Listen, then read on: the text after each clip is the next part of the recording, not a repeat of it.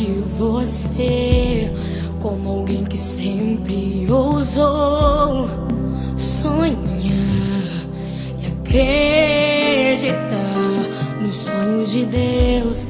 Quero me lembrar dos verões, quero me lembrar das canções e das lições que me ensinou. Se eu pudesse, voltaria atrás e te beijaria muito mais. Mãe, ouviria mais os seus conselhos.